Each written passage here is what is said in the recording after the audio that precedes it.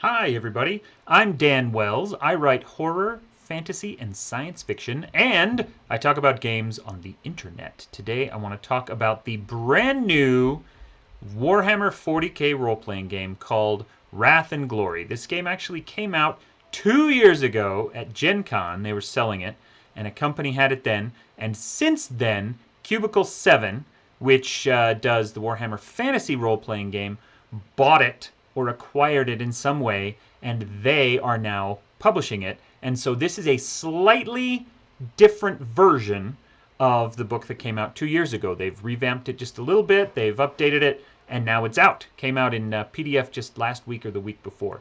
And it is super cool. I am, as you can tell by all my fantasy reviews, a big fan of the Warhammer mythos, the Warhammer world and setting, and I really like 40K too. The trouble with 40K is that it has always been very difficult to translate into a role-playing game. The differences in scale between different types of characters are often insurmountable. If someone is going to play an Imperial Guardsman and somebody else in the group wants to play a Space Marine, well then there's no balance there. One of the other problems that 40K has is just the nature of the setting. Because it is usually so military, if one person's going to be a Space Marine, kind of everybody has to play a Space Marine, because why would this one Space Marine be wandering around helping other people? The two kind of ways that people have worked around that particular problem in the past have been to focus on rogue traders and inquisitors. Those are the two parts of the Warhammer 40K setting that have the most freedom to act, that have the ability to kind of choose their own crew and their own partners. And so you can have a Space Marine and a Psyker and maybe an alien and some other stuff like that all working together. You still have some scale problems, but there's that. One of the things that Fantasy Flight did when they had their very long-running and very excellent line of 40K role-playing games is that they split them apart into different chunks, different aspects of the world. So they had an Inquisitor book called Dark Heresy, which was their first one, in which I played for years. It was wonderful. They had a Rogue Trader, they had Only War, which was all Imperial Guard, they had Black Crusade, which was all Chaos and was really cool. They had a Space Marine one, they had different ones. It was really a really cool game line, but they didn't cross over well. This game, Wrath and Glory, has solved that particular problem in a way that I find super fascinating and actually really playable. And they've done it with two, I think, really smart innovations. One of them is the tier system, which we will talk about in a minute. And the other one is just that they have kind of restricted the setting in a way. Rather than having their game take place in the entirety of the 40K universe, it takes place in one small part of it that has been cut off from the rest of the galaxy through warp storms. And so that focuses things, for one, which is interesting, because you have the ability to tell stories and get to know this branch of the world. And one of the things with galaxy-spanning role-playing games is that they can often feel too big. Trouble's getting too hot right here, well, we'll just go to a different part of the world, part of the galaxy altogether, and ignore the trouble that started up here. You can't do that in Wrath and Glory, because it is a very focused portion of the galaxy. Now, obviously, you can homebrew that, and you can use this to play any kind of 40K game in any part of the 40K universe, but the setting as described in the book is restricted. The other neat thing that a restricted setting gives you is that you are cut off from authority. And in the 40K world, that means a lot. So that means that your characters actually do have the freedom to kind of do whatever they want without fear that the Imperium itself is going to march in and exterminate an entire world, or impose its law, or there's not going to be all these other problems jumping in. You have the ability to kind of think for yourself in a way that people who live in the 40K Imperium setting don't really have that ability because everything is so strict and so controlled by this gigantic galaxy spanning, dystopian tyrant nightmare society. So there's a lot of really neat possibilities that crop up. Before we get into the game any further, let's have a look first at the character sheet. Love to look at character sheets because of the way that they can show us kind of how the game functions. One thing you can see here is this is the first Warhammer game I've seen that has broken away from the standard attribute system. They still have most of the same ones, but some of them, like ballistic skill and weapon skill, that have always been considered attributes, are down in the skill section, which makes sense because they have the word skill in their name. Also, this is the first one I've seen that doesn't use a percentile system. Instead, you have just kind of normal dice, and it's actually very, very similar in a lot of ways to the Star Wars D6 engine that we looked at last week. They've got a great graphic in here, if I can find it, that just, there you go, right down here at the bottom. What do I roll? Well, to say what you want to do, I want to jump across this ledge and grab the other side. And the Game Master says, okay, well, that's going to be hard, so it's difficulty 2 or 3. In this example, they say it's difficulty 3, and then they say that's athletics and strength. So you look at your athletics, which is 2, and your strength, which is 3. So that means you get 5 dice, and these are just plain old D6s. You roll them, plus a wrath die, which is similar to the wild die, except you, I'm pretty sure you add the wrath die on the top instead of rolling it, turning one of your dice into a wrath die. Anyway, and then, but this is where it diverges from D6. So whereas in D6 you're trying to add all those numbers together and then hit a target, in this one you're just trying to roll successes and hit a target. And they call successes icons. Clearly they are intending to eventually produce some proprietary dice for this, but for now, D6s work fine. A 4 and a 5 are a success, and a 6 is 2 successes. They call it an exalted icon. So 1 through 3 does nothing, 4 or 5 are 1 success, a 6 is 2 successes, and so in this case, he rolled 6 dice and he got 1, 2, 3, 4 successes. Hooray, you succeed, you're done. That's the core mechanic of the game. It's very simple. On top of that, there are 3 currencies. Okay? And these are not to the complicated point of a 2d20 kind of modifius currency, game currency. It's more in the vein of like a D&D 5e inspiration point. Basically, there are... Well, before we talk about the currencies, let's finish talking about the wrath die really quick, because you've got this wrath die. What does the wrath die do? Well, it could potentially roll some successes for you, which is great. But on top of that, and more importantly, if it rolls a 6, then you crit, and if it rolls a 1, you get a complication. So again, kind of sort of similar to the wild die in Star Wars D6. And it's neat. Now, let's talk about those currencies, because they are called Wrath and Glory, as you can guess from the title of the game, and then Ruin. So Wrath is very analogous to an inspiration point. You can reroll failures, you can restore some of your shock, which is like mental damage. The game separates physical and mental damage. And you can also add a narrative declaration to the game, which goes beyond what D&D has done, and it becomes almost more like a fate point from the fate system or the fudge system, something like that. So those are really neat, and you gain wrath points. Everyone starts the session with 2, and you just gain them through cool play, much like an inspiration point. They're a neat little thing to have and to make yourself better, and it's awesome. Glory points are actually party-wide. The whole party draws from a single pool of glory points, which starts each session at 0 and then increases. Every time someone rolls a 6 on a wrath die, you get an extra glory. You can gain them through some other ways, and you can use those to increase the die pool when you're rolling dice. So here you got your 6 dice, spend a glory, and you can roll 7. You can use them to increase damage. You can use them to make critical hits more severe, and that's a lot of fun because in a Warhammer game, critical hits are already incredibly damaging and severe. And then, of course, you can use them to seize the initiative. This has kind of a back and forth initiative system, and if you want to have one of your heroes act before a monster gets a chance to, you can spend glory to do that. Last of all, there's Ruin. And Ruin points are basically the evil glory points. They're what the Game Master gets to use to mess you up.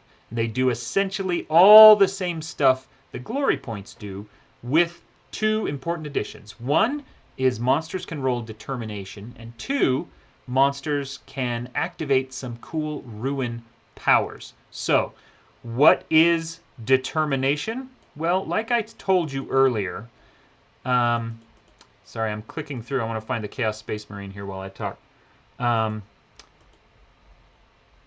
Monsters, everyone in the game has kind of 2 damage tracks. There are wounds, which represent physical damage, and shock, which represents mental damage. Shock is much easier to heal. It's not like a Cthulhu Mythos sanity point. It's just mental damage. You have taken a lot, and you need to calm down, and you need to get your act together.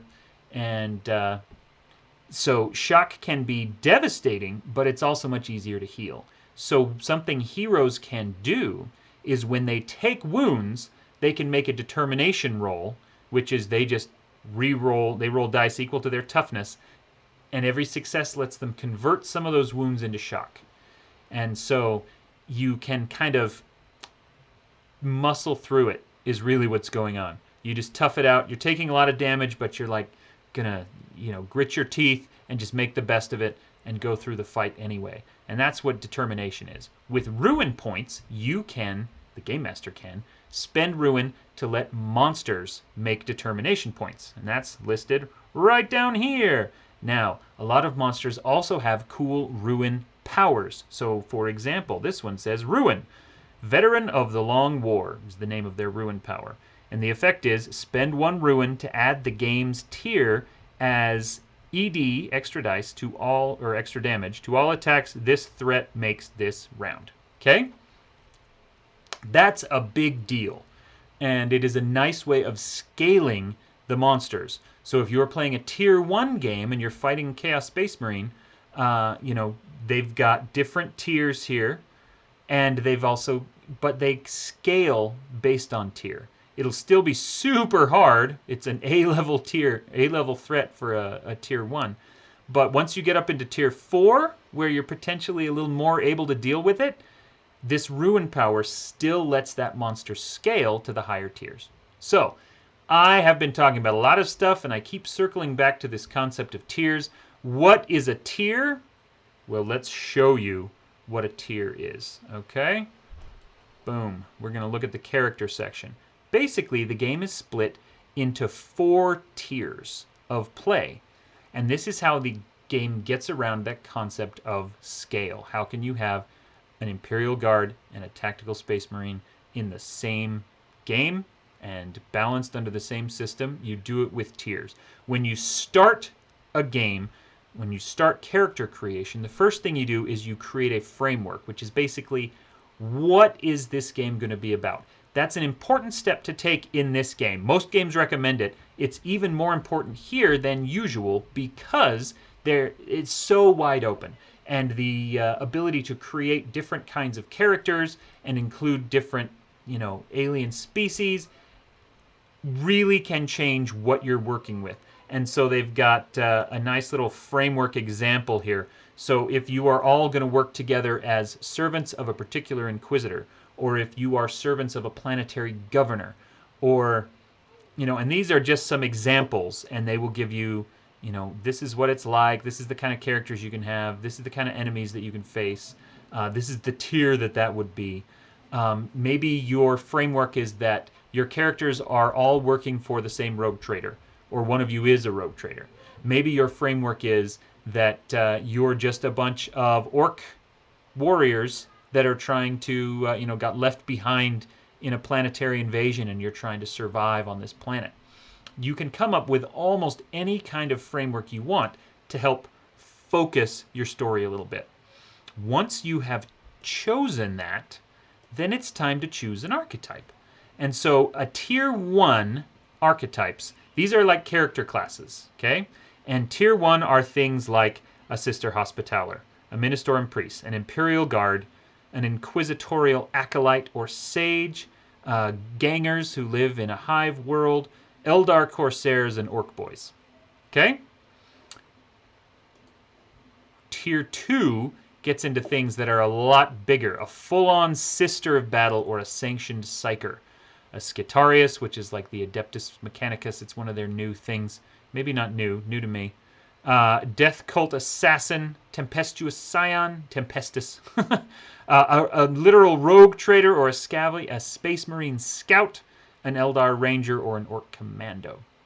If you want to go even more powerful than that, there's a Tier 3, which has Tech Priests, Crusaders, Commissars, Desperados, actual Tactical Space Marines, Eldar Warlocks, Orc Knobs, which are the leaders, and then all the way up at Tier 4, you can be an Inquisitor or the Primaris Intercessor, which is like a super-powered Space Marine. They're already super-powered. And so you can see that the different tiers, there's kind of something from every faction, except at Tier 4. And there are a lot of different options, and kind of everything, not everything, almost everything that you would want to play in a 40K game is available to you.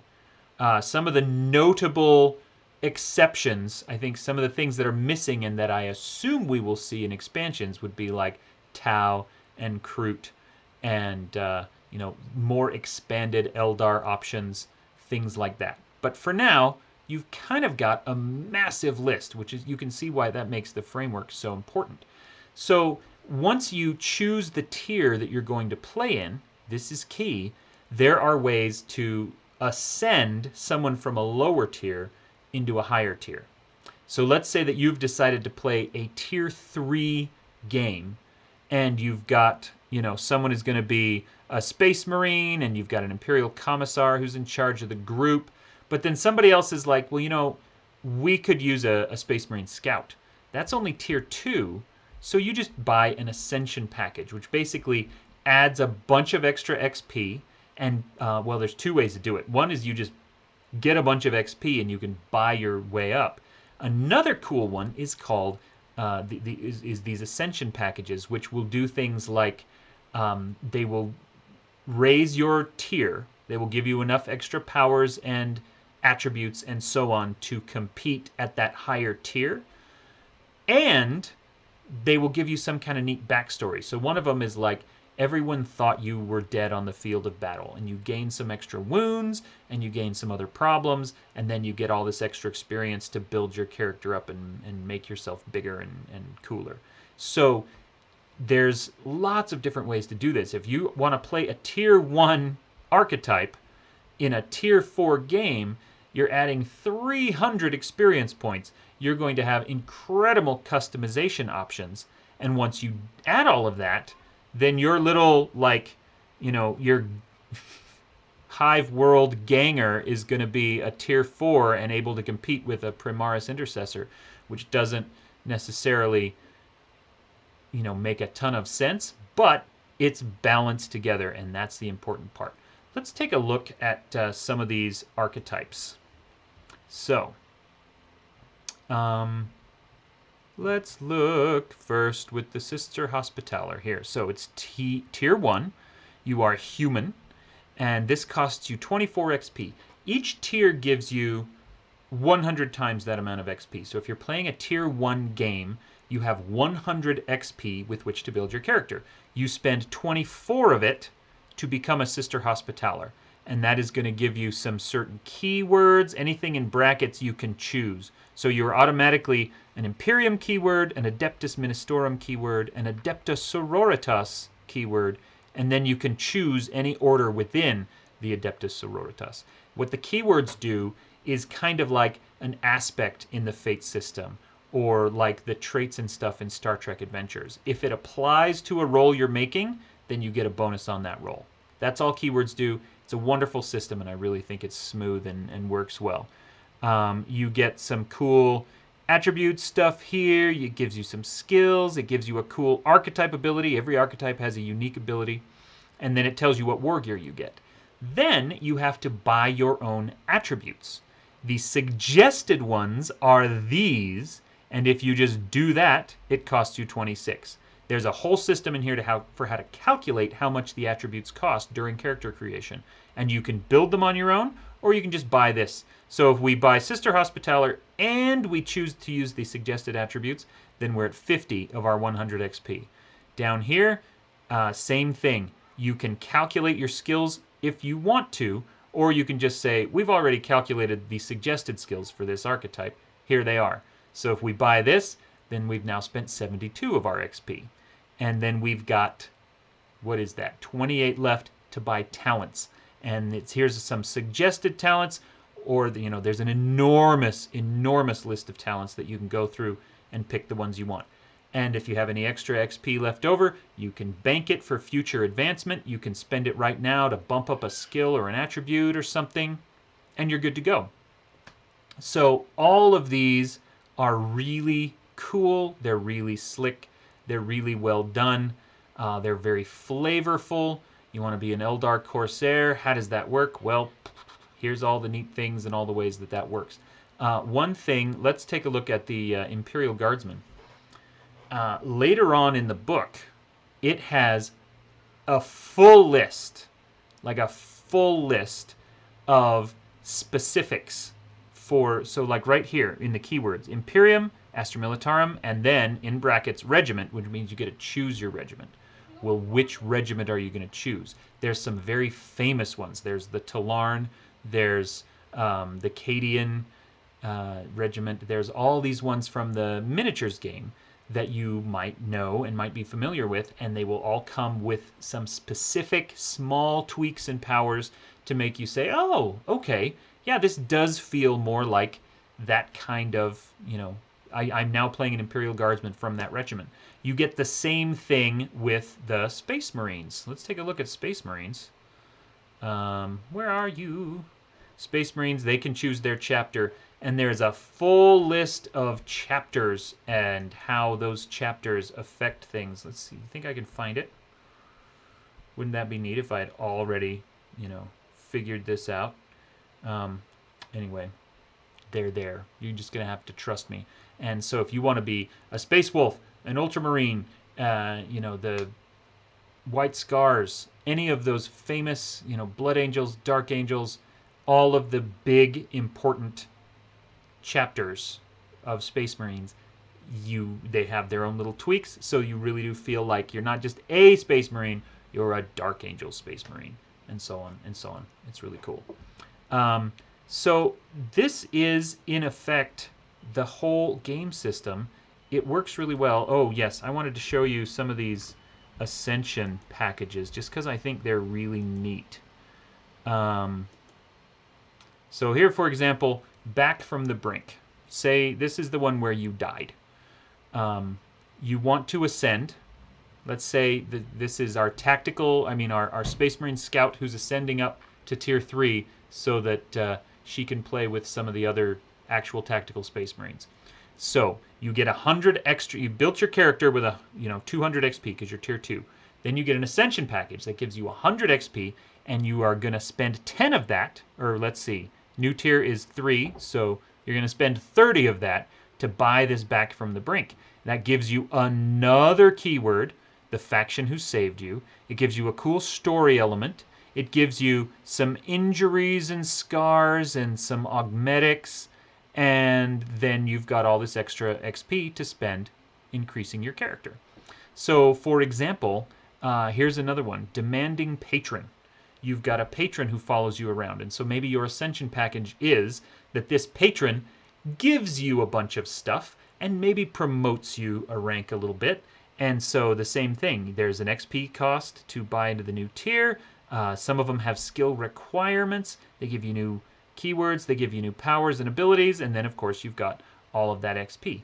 you can absolutely just level up from one tier to the next without buying an Ascension package. What the Ascension package buys is a little more power at the price of some drawbacks, like those injuries and wounds and stuff. But more than anything, it's giving you story. Okay? Do you ascend by becoming a psyker? Do you ascend because you've betrayed somebody else? There's not very many Ascension packages. I think there's 5. Yeah, there's 5. But they cover a lot of ground, and they cover kind of the major styles of 40K change, and I assume we'll see more in future supplements. But overall, I just think it is a really neat system. It plays quickly. It's got every faction you can imagine in the game. Well, that's not true. That's blatantly untrue. It has almost everything. Like I said, it doesn't have Tau, and it doesn't have Kroot, and it doesn't have some of the other things that you might want to play that might seem like typical player race kind of stuff. But it has so many more options than any previous iteration of a 40K game. And it's put them all together in such a simple way. I love games that are, this is a thing I'm starting to see a lot of, where you rely on things like keywords to say, I'm better at this not because there's a mechanical thing on my character sheet, but because I have this keyword. This keyword says that I am, scum from a hive, and therefore we're in a hive, so I'm going to claim that keyword right now, and I'm going to get a bonus on this roll. And the GM's like, oh, that makes perfect sense. You've got that background. It's just a neat, streamlined system that can play almost anything in the 40K world. It has a huge section that we didn't even look at, which describes the whole setting, the Gilead system, the Gilead Reach, whatever they call it. And it's got an enormous thing at the back that talks about, the bestiary. There are some notable exceptions and absences from that bestiary. It doesn't include any Tyranids. It does have a lot of Gene Stealers, but it doesn't have the full-blown, like, Tyranid invasion stuff. But it's got, Space Marines and Chaos Space Marines. It's got a bunch of different bad guys, different kinds of psychers, different kinds of mutants.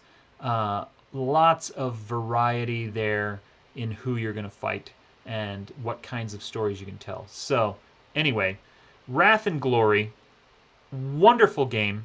I highly recommend it. Even if you're not a huge fan or aren't even familiar with the Warhammer 40K setting, this is just a plain old really good science fiction, horror, epic adventure role-playing game. They've done a wonderful job with it, and I think that you will love it, whether you know the system and whether you know the backstory or not. Anyway, thanks for watching. I hope that you are staying safe during this quarantine. I hope that you are maybe shaving a little more than I am. I'm starting to look pretty old and scruffy here, but have a wonderful day, and I will see you on my next review.